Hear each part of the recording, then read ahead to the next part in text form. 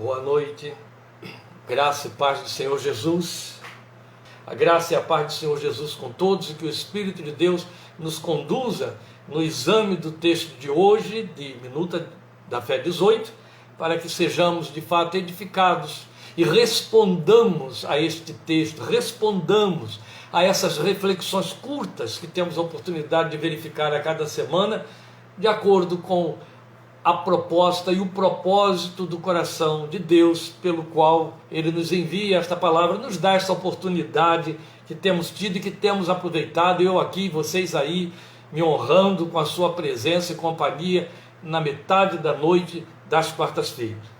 Eu convido, portanto, você a abrir sua Bíblia agora em Atos dos Apóstolos, capítulo 11, nós leremos os versículos 22 a 26, e a nossa temática de hoje, em Minuta da Fé 18, é pensarmos na diferença que existe entre ter o Espírito Santo e ser cheio do Espírito Santo. Algo que já estivemos observando numa das palestras do domingo à tarde, mas que hoje nós vamos considerar devocionalmente à luz da experiência que temos em registro aqui no texto de Atos capítulo 11. Então, como dissemos, vamos à leitura do nosso texto, Atos 11, versículos 22 a 26, você pode, por favor, me acompanhar aí na leitura. Notícias desse fato chegaram aos ouvidos da igreja em Jerusalém, e eles enviaram Barnabé a Antioquia. Que fatos? O fato de que aqueles que tinham sido dispersos por causa da perseguição movida contra a igreja, que vitimou, Estevão fez dele o primeiro mártir, foram para Antioquia. Aliás, foram para várias cidades, foram para vários lugares, Fenícia, Chipre e Antioquia. E a palavra de Deus prevaleceu muito nessas localidades para onde a igreja foi dispersa. E então o nosso texto está justamente comunicando isso. Lucas está registrando para nós. Notícias desse fato chegaram aos ouvidos da igreja em Jerusalém, a igreja central aí, e eles enviaram Barnabé a Antioquia. Este ali chegando e vendo a graça de Deus, ficou alegre e os animou a permanecer fiéis ao Senhor de todo o coração. Ele era um homem bom, cheio do Espírito Santo e de fé, e muitas pessoas foram acrescentadas ao Senhor. Então Barnabé foi a Tarso procurar Saulo, e quando o encontrou, levou-o para Antioquia. Assim, durante um ano inteiro, Barnabé e Saulo se reuniram com a igreja e ensinaram a muitos. Em Antioquia, os discípulos foram pela primeira vez chamados cristãos.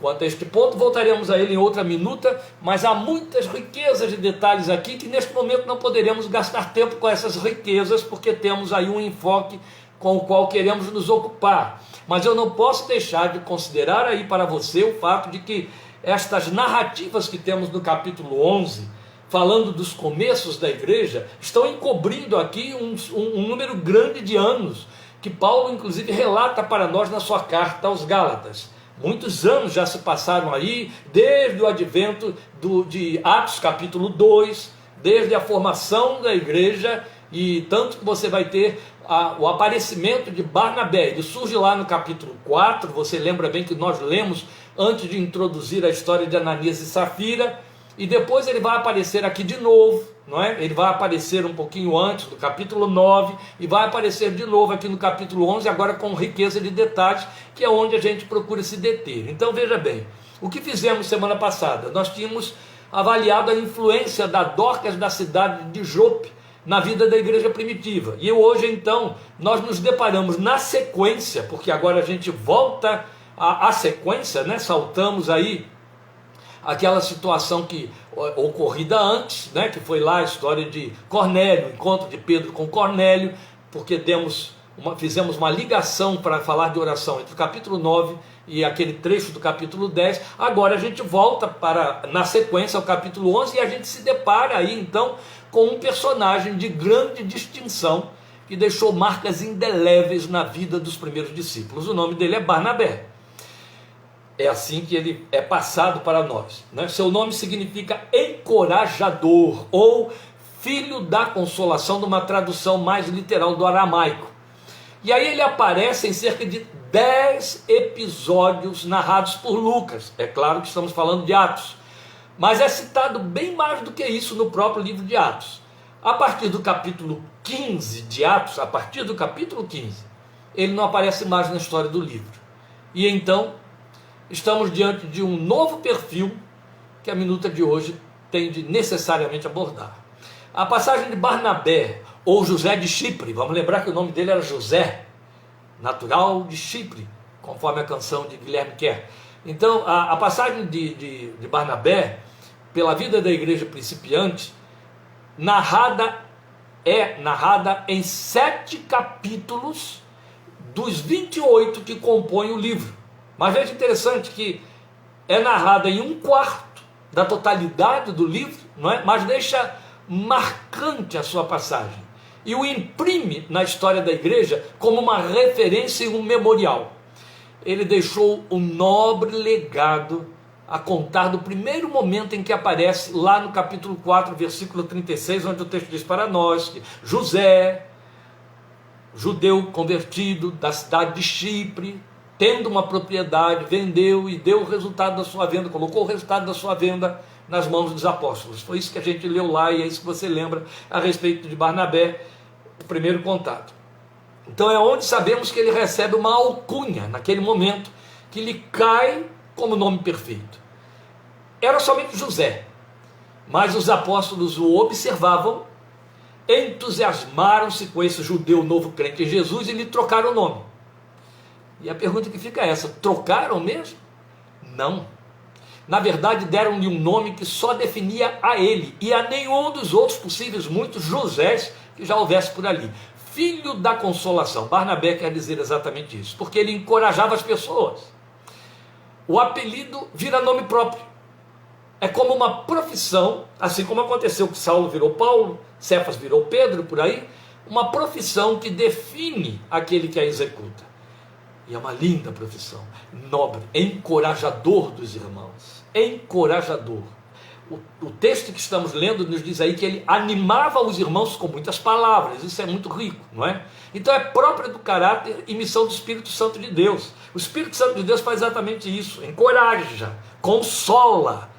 E quando viram que Barnabé encarnava isso na sua forma de ser, na sua forma de servir o reino de Deus, deram-lhe um título apropriado e peculiar ao Espírito Santo de Deus. Isso é belíssimo, não é? Então, tanto que uma nota de realce se vê no seu primeiro encontro com Saulo, agora cristão, a quem a igreja resiste. E ele, Barnabé, se encarrega de referendar como verdadeiramente convertido ao Cristo de Deus. Está aí no capítulo 9, versículos 26 e 27. Eu vou ler ligeiramente para você, porque é muito bonito, a gente não deve deixar passar. Quando chegou a Jerusalém, o texto está falando de Saulo, quando chegou a Jerusalém, depois da sua experiência lá no caminho de Damasco, tentou reunir-se aos discípulos, tentou se reunir, mas todos estavam com medo dele, quer dizer, não deixaram, não é? Fugiram dele, não acreditando que fosse realmente um discípulo. Então Barnabé o levou aos apóstolos e lhes contou como no caminho Saulo vira o Senhor que lhe falara e como em Damasco ele havia pregado corajosamente em nome de Jesus. Nós já consideramos isso aí, mas eu acho bonito o fato de que Barnabé assume apresentar, introduzir Paulo à igreja ali em Jerusalém e conta a experiência que ele ouviu reproduzida pelo próprio Saulo, mas depois ele acrescenta que ele ouviu pregar corajosamente Jesus lá em Damasco. Isso significa que ele observou o Saulo e o assumiu e o leva e o apresenta à igreja, que baseado então na palavra de Barnabé se abre para receber aquele que antes perseguia a igreja. Eu estou fazendo uma mistura aqui com fraseologia bíblica, porque eu acho que é isso que enriquece mais a nossa abordagem.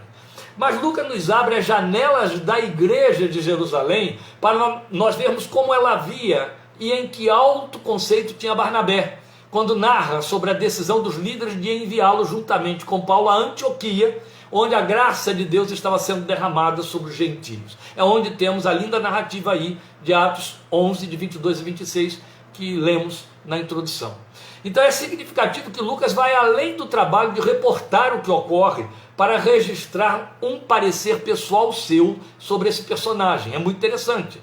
Ele não apenas diz o que acontece, ele dá uma opinião pessoal do seu campo de observação da pessoa de Barnabé. Então, no relato, ele inscreve a performance ministerial de Barnabé no versículo 23, dizendo assim: os animou a permanecer fiéis ao Senhor. Era a missão de Barnabé, era como ele exercia seu ministério, que lhe deu então direito a esse título, filho da consolação. O que o destaca na categoria de profeta, entre aqueles relacionados em Atos 13:1. Atos 13:1 é um texto que diz para nós que havia, está escrito de forma bem literal, havia na igreja de Antioquia profetas e mestres. O primeiro nome que surge é o dele: Barnabé, Simeão, chamado Níger, Lúcio de Cirene, Manaém, que fora criado com Herodes, o tetrarca, e Saulo. Nós voltaremos a esse texto no devido momento. Mas é interessante o fato de que o texto diz ali que naquela igreja, aquele grupo que ali é citado, era composto de profetas e mestres. E aí, ele forma dupla por longo período com Paulo. Mas essa dobradinha, Paulo-Barnabé, carregava em Paulo o dom de mestre, como um fato registrado em Atos 14:12. Parece comprovar para nós. Logo, cabe a Barnabé o lugar de profeta. É muito interessante isso. 14:12 diz assim: a Barnabé chamavam Zeus, uma situação que ocorre lá, depois falaremos dela, não hoje, e a Paulo Hermes, porque era ele quem trazia a palavra. Ora, se a dobradinha, a dupla dos que foram enviados de Antioquia, entre os quais havia mestres e profetas, cabia dentro dessa dupla a Paulo exercer o ministério de mestre, sobrou o profeta para Barnabé. Muito significativo. Mas voltando ao texto de 11:24, que diz para nós: ele era um homem bom, cheio do Espírito Santo e de fé, e isso é importante a gente considerar. Lucas salienta o caráter dele, o caráter desse nobre cristão, descrevendo-o como bom, cheio do Espírito Santo e de fé. A característica cheia do Espírito Santo quanto a Barnabé é reiterada diversas vezes em outras passagens da narrativa lucana, quase que invariavelmente, quase que sempre que Barnabé é citado, Lucas registra cheio do Espírito Santo, cheio do Espírito Santo.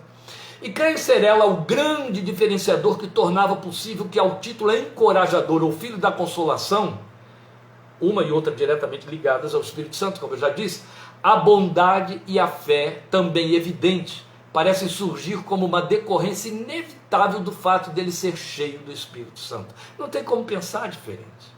Você não tem como pretender que um cristão bondoso e cheio de fé seja vazio do Espírito Santo. Outro tanto, este é o ponto em questão, é de se esperar que um cristão cheio do Espírito Santo tenha bondade e fé e outros derivados, outros frutos próprios do Espírito Santo de Deus, que são os aferidores, não menos que isso. O livro de Atos faz clara distinção sobre homens serem cheios do Espírito Santo e serem enchidos pelo Espírito Santo num dado momento. Isso é notório já mesmo a partir do evento do dia de Pentecostes, em Atos capítulo 2, onde todos foram cheios do Espírito Santo. Lembra? Isso que está escrito lá e que você leu. E é um fato que se repete numa outra reunião de oração, descrita em Atos 4, 29 a 30, que é onde surge Barnabé. Não é? Mas ainda a respeito desses que num dado momento foram cheios do Espírito Santo, as narrativas em Atos se repetem com o refrão cheio ou cheios do Espírito Santo para falar de um momento ou ação específicos em alguns personagens. Isso ocorre quanto a Pedro, Estevão, Felipe, Paulo e o próprio Barnabé. O que é que eu quero dizer com isso? E estou chamando a sua atenção para o fato. Já foi dito, porque não poderia ser diferente, que eles foram cheios do Espírito Santo, Atos 2, Atos 4. Mas há momentos em que alguma ocorrência surge, e aí o narrador da ocorrência diz: e Pedro cheio do Espírito Santo, e Paulo cheio do Espírito Santo, para dizer que estavam sendo enchidos para uma ação específica, e aí vem a descrição da ação específica. e via de regra, nesses contextos era cura, ou então a maldição que Paulo lança sobre Elimas, o encantador, e por aí vai. Mas eu acredito que nós temos um diferencial sensível de situações aqui para a nossa aprendizagem na vida de fé. Ser cheio e estar cheio do Espírito Santo, onde ser cheio aponta para o estado, caráter, natureza espiritual. E estar cheio, em cima do que nós aludimos aqui, fala de um mover específico do Espírito para uma realização. A mim quer parecer que a segunda posição, estar cheio, é inócua sem a primeira, podendo ser até mesmo falsa. Com isso, o que eu quero dizer é que alguns pressupõem que estar cheio do Espírito significa revelar, manifestar e vivenciar dons espirituais. Mas a forma de viver esse estar cheio não testifica do ser cheio, porque o caráter, os frutos que identificam a natureza do Espírito que habita nesse que está cheio, não condiz. E aí o estar cheio se torna falso, altamente perigoso e comprometedor. A vida de Barnabé fala por si mesma. Ele não seria acolhido pela igreja de Jerusalém se não houvesse testemunho de ser cheio do Espírito, fenômeno caracterológico que no seu caso lhe trouxe o direito a esse título de filho da consolação, porque além de ser cheio do Espírito, ele era enchido pelo Espírito, daí os demais atributos que Lucas referenda quanto a ele, né? A doutrina cristã, na pena de Paulo, ela não trata por menos essa questão séria e que é inegociável. O mesmo Paulo que nos adverte em Romanos 8, 9, que somente tendo o Espírito de Cristo é que a ele pertencemos, marca registrada, não é? E depois ele vai trabalhar com isso em Efésios capítulo 1, versículos 13 e 14, dizer que recebemos o Espírito como selo, penhor da nossa herança, e por aí, o Espírito que nos torna filhos de Deus e que nos guia. E aí volta a Romanos 8, depois de ele dizer isso para nós, lá em Romanos 8, versículos 9, versículos 10, versículo 14, versículo 15, versículo 17, falando no 16 do testemunho do Espírito dentro de nós, esse mesmo Paulo nos exorta asseveradamente em Efésios 5,18 que devemos viver cheios dele, deixar-nos encher por ele. Eu tenho de recitar o texto de Efésios 5,18 para aqueles que porventura não estão familiarizados com ele. Não se embriaguem com vinho no qual há dissolução, ele diz lá, ou no qual há contenda, mas deixem-se encher pelo Espírito Santo de Deus. E aí continua a partir do versículo 19, dizendo, falando entre vocês com salmos, hinos, cânticos espirituais. Ele está falando para crentes que só podem ser porque tem o Espírito de Deus. Ele está dizendo exatamente para esses crentes, deixe-se encher pelo Espírito.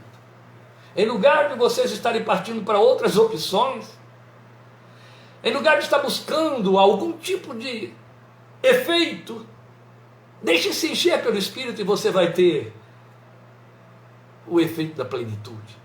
Aquele que lhe caracteriza, aquele que faz você funcionar como dele, não apenas se auto-intitular dele. Você entendeu? Eu penso que há uma sensível distância entre ter o Espírito que nos viabiliza a sermos de Cristo e ser cheio do Espírito que nos viabiliza a funcionarmos como sendo dele. Na primeira instância, é quanto nos basta. Mas na segunda, que é ser cheio, é quanto se faz necessário ao nosso testemunho, a sua eficácia diante dos nossos observadores, o que se impõe sobre a nossa forma de viver. Uma vez que nós somos avisados quanto ao fato de sermos um espetáculo para o mundo, tanto diante de anjos como de homens. Paulo disse isso para nós em 1 Coríntios 4, 9, confira depois, é importante. E isso também, por sua vez, concorda, mesma pena, do mesmo escritor, Paulo, servo de Deus, apóstolo, quando ele escreve em 2 Coríntios 3, 2, que é um outro compromisso nosso, de que como cartas de Cristo nós somos conhecidos e lidos por todos.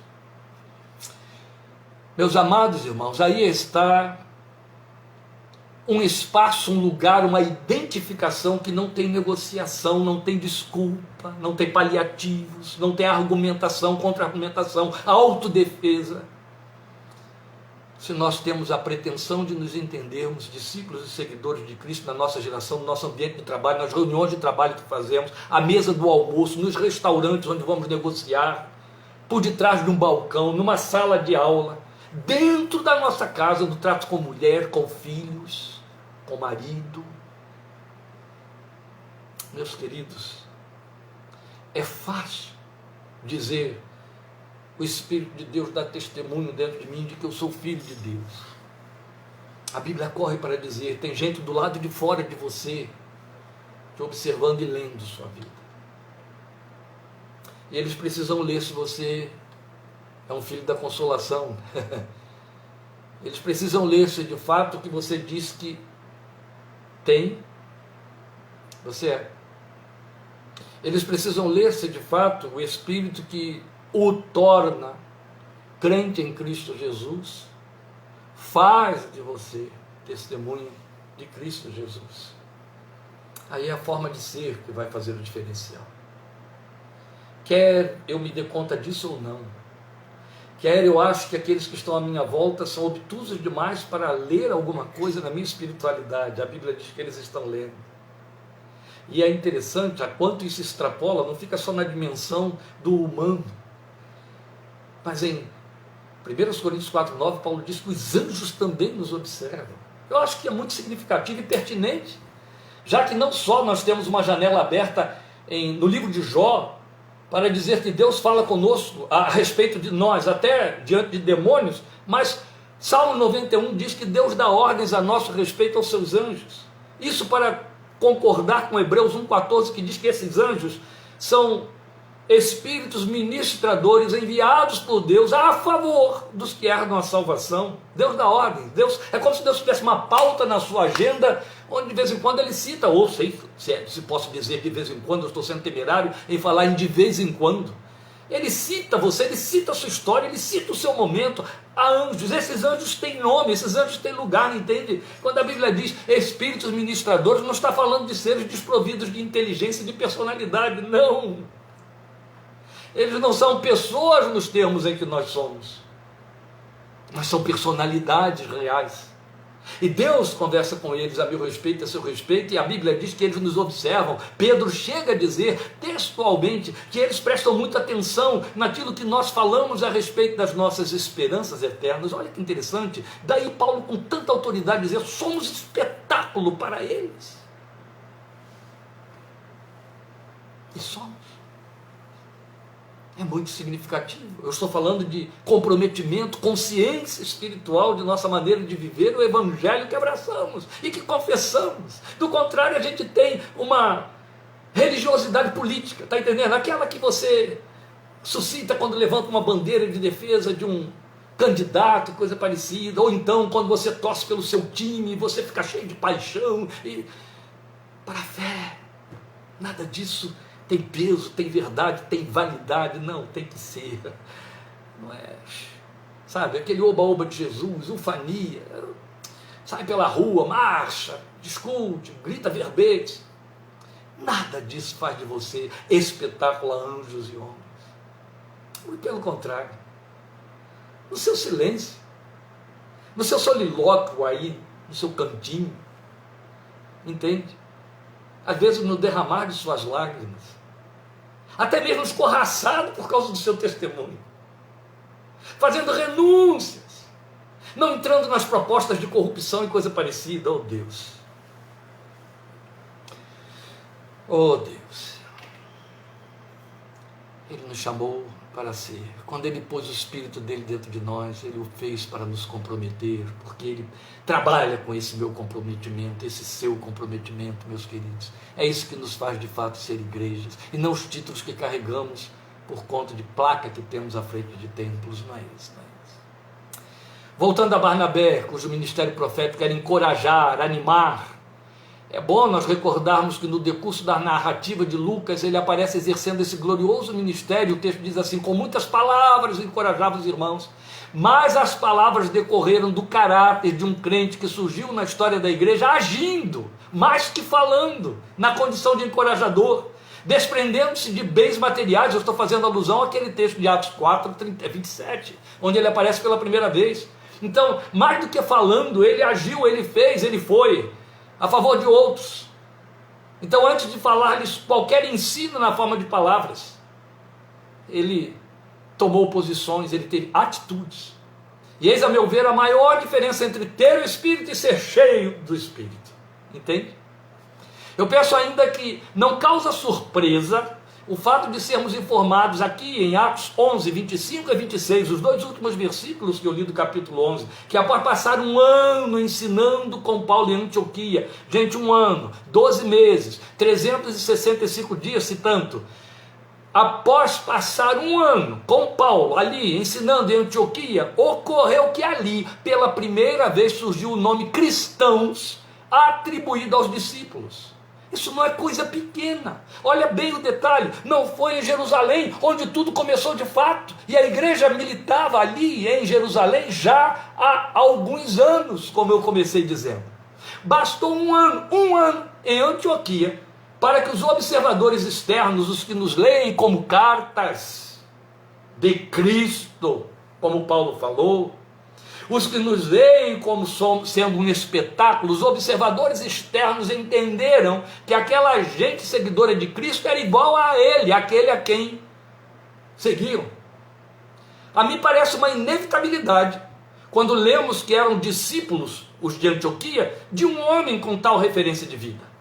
Um ano de convívio e aprendizagem, e o mundo entendeu que os discípulos de Cristo se assemelhavam ao Deus em quem criam e de quem falavam, e a igreja, tanto em Jerusalém quanto no mundo todo, até hoje, há 2000 anos, adotou o título, a terminologia, que era inicialmente um desprezo, um deboche. Ah, eles são pequenos cristos, são cristãos, são iguaizinhos àquilo que eles falam a respeito do Deus deles. Que coisa linda, a igreja entendeu, mas é isso mesmo, o evangelho me conquistou para que isso acontecesse, glória a Deus, eu quero esse título. E aí a igreja adotou o título e hoje somos cristãos. Meu Deus, eu não consigo ver diferente. Era Paulo e Barnabé quem estavam lá. Barnabé, um ano só, contra os anos que a própria igreja, formada pelos líderes, as colunas, Pedro, Tiago e João.